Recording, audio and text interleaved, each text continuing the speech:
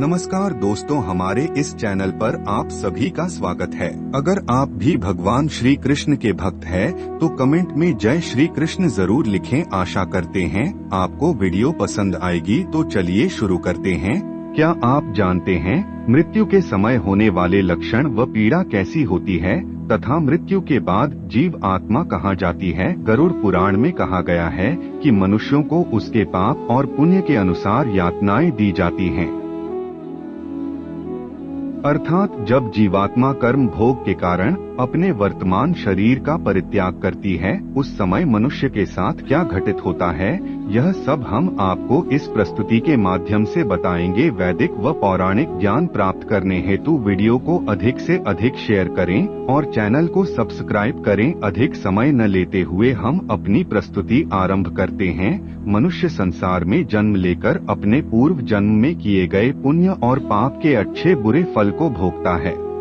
मृत्यु के निकट आने पर वह प्राणी परिवार किसने की वेदना से रोता हुआ परिवार के बीच में ही प्राण त्याग देता है। चेतन शरीर जब जड़ के समान हो जाता है, जब मृतक के प्राण कंठ में आकर अटक जाते हैं, उस समय मृतक को दिव्य दृष्टि प्राप्त होती है, जिसके द्वारा वह समस्त संसार को एक माय होकर देखता है और कुछ भी बोलने में असमर्थ हो जाता है। इस कारण समीप में आए यमदूत ओके भाई से प्राण आदि वायु अपने स्थान से चल देती है। उस समय मृत व्यक्ति का एक क्षण भी कल के समान बिकता है।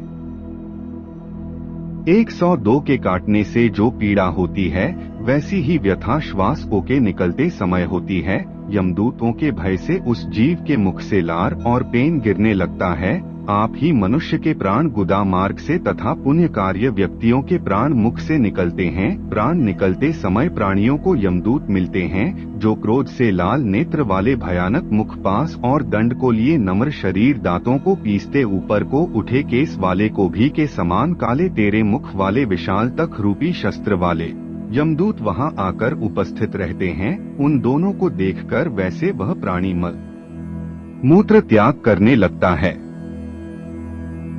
यमलोक ले जाते समय यमदूत प्राणी को बार बार नकों के भयानक दुखों का वर्णन बार बार करते हैं। वह कहते हैं कि ए दोस्त, तू शीघ्र चल, तुझे यमराज के घर जाना है। शीघ्र ही हम सब तुझे कुंभी पार्क नामक नरक में ले जाएंगे। उस समय मनुष्य दुरात्मा होते हैं, उसे यमदूत अपने पास बंद में जकड़ कर मारते हैं, और जो पुण्यकारी होते हैं उन्हें स्वर्ग के पार्षद अपने लोक को सुख पूर्वक ले जाते हैं। उन यमदूतों के धमकाने से उसका हृदय टूट जाता है। भय से कांपते और अपने पापों का सारण करते उस जीवाला को यम मार्ग में कुत्तों से कटाया जाता है। जब वह मार्ग में भूख और प्यास से पीड़ित हो जाता है, तब उसे सूर्य के तेज और वायु के वेग से तप्त बालू रेत में चलाया जाता है। वह छाया और विश्राम रहित मार्ग में चलने से असमर्थ हो जाता है। तब उस जी को कोड़ों से मारकर यमदूत घसीटते हुए यमलोक ले जाते हैं। ऐसे कठिन मार्ग पर चलने से थककर गिर जाता है, मूंछ खाता है तथा फिर उठता है। इस प्रकार वह जीव अंधकार में यमलोक में पहुंचाया जाता है। उसको घोर नरक की यातना दिखाते हैं। यमलोक में पहुंचकर वह जीव यमराज के दर्शन करता है तथा घोर नरक की यातना को देखकर यमराज की आज्ञा से फिर मनुष्य लोक में आता है। जिस तरह जीवन एक सत्य है, ठीक प्रत्येक व्यक्ति को ये भी भली भांति पता है कि मृत्यु भी एक ऐसा सत्य है जिसे कोई जितना मर्जी झुठला दे, परंतु इसे बदला नहीं जा सकता। कहने का अर्थ है कि जिसने इस पृथ्वी पर जन्म लिया है, उसे एक न एक दिन अपने प्राणों की आहुति देनी पड़ती है। इस बारे में हम में से बहुत से लोगों ने कई बार अपने बड़े बुजुर्गों से कहते सुना होगा कि मृत्यु के बाद मनुष्य शरीर की आत्मा 13 दिनों तक अपने घर में रहती है।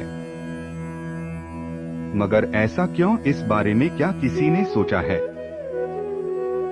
अगर नहीं, तो चलिए आज आपको इससे संबंधित जानकारी बताते हैं और जानते हैं कि आखिर क्यों मृतक शरीर की आत्मा 13 दिनों तक अपने घर में भटकती रहती। साथ ही साथ ये भी बताएंगे कि 13 दिनों तक मृतक के नाम का पिंडदान क्यों किया जाता है। बता दें कि गरुड़ पुराण में इस बारे में विस्तार से बताया गया है। गरुड़ पुराण में बताया गया है कि जब किसी व्यक्ति की मृत्यु होती है तो यमराज के यमदूत उसे अपने साथ यमलोक ले जाते हैं।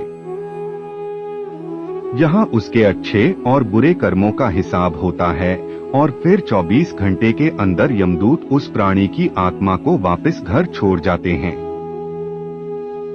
यमदूत के द्वारा आत्मा को वापस छोड़ जाने के बाद मृतक की आत्मा अपने परिजनों के बीच भटकती रहती है और अपने परिजनों को पुकारती रहती है, लेकिन उसकी आवाज को कोई नहीं सुन पाता।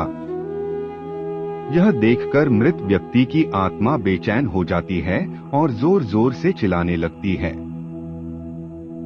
इसके बाद आत्मा अपने शरीर के अंदर प्रवेश करने की कोशिश करती है, लेकिन यमदूत के पास बंदिश होने के कारण वह मृत शरीर में प्रवेश नहीं कर पाती। इसके अलावा गरुड़ पुराण की माने तो जब यमदूत आत्मा को उसके परिजनों के पास छोड़ जाती है तो उस समय उस आत्मा में इतना बल नहीं होता कि वो यमलोक की यात्रा तय कर पाए। गरुड़ पुराण के अनुसार किसी भी मनुष्य के मृत्यु के बाद जो 10 दिनों तक किया जाता है उससे मृतक आत्मा के विभिन्न अंगों की रचना होती है और जो 11वें और 12वें दिन पिंडदान किया जाता है उससे मृतक आत्मा रूपी शरीर का मांस और त्वचा का निर्माण होता है और जब 13वें दिन 13वीं की जाती है तो उस दिन मृतक के नाम का पिंडदान किया जाता है। उसी से ही वो यमलोक तक की यात्रा तय करते हैं। अर्थात मृत्यु के बाद मृतक के नाम का जो पिंडदान किया जाता है उसी से ही आत्मा को मृत लोक से यमलोक तक यात्रा करने का बल मिलता है। इसलिए ही गरुड़ पुराण में बताया गया है जब किसी मनुष्य की मृत्यु हो जाती है तो उसकी आत्मा 13 दिनों तक अपने परिजनों के पास घर में भटकती रहती है और उसके बाद आत्मा मृत लोक से यमलोक की ओर निकल पड़ती है, जिसे पूरा करने के लिए उसे 12 महीने यानी कि 1 साल का वक्त लगता है। इतना ही नहीं, मान्यता के अनुसार 13 दिनों तक मृतक के नाम का किया गया पिंडदान उसके 1 वर्ष के भोजन के समान होता है।